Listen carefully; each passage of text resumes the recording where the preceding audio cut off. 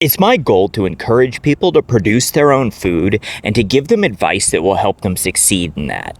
And it's important that we talk about the fact that there are certain crops you should not try and grow if you live in certain places. You can grow almost anything almost anywhere, but certain crops thrive in the extreme: hot, cold, wet, dry. And if you try and grow them in a climate that's too opposite of that, you're gonna have to put in more work to achieve an inferior result, which is the opposite of what we're going for. Okra is the prime example of a hot weather crop. Native to equatorial East Africa, okra produces best at temperatures in the upper 30s or over 100 degrees Fahrenheit. And as a true perennial that can grow as tall as a 3-story building, okra also takes much longer to grow to its most productive size compared to a typical annual. So it ideally prefers a climate where those hot temperatures last most of the year.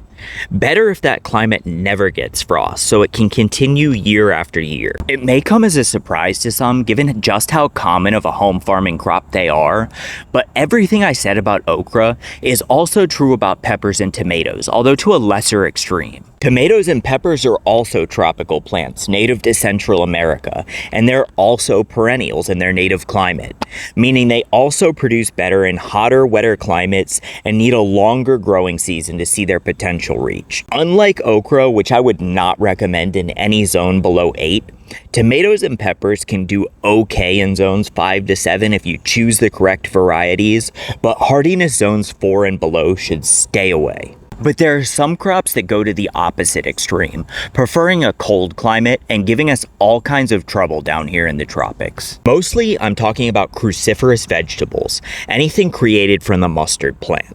That's kale, cabbage, Brussels sprouts, collard greens, broccoli, and cauliflower.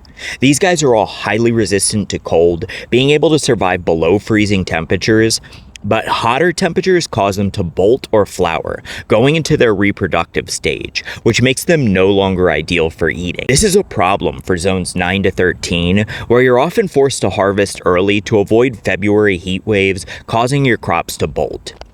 While I've had decent results with cabbage, greens, and kale, which seem less prone to bolt, and I've seen them grown commercially as far south as North Florida with success, broccoli and cauliflower can be really sensitive to bolting at the first sign of heat. If you're bound and determined to grow these crops, I'm not here to stop you, and you can make it work. But if your goal is to create a home farm that produces an optimal amount of food for a reasonable amount of work, stay away from these crops if you live in these places.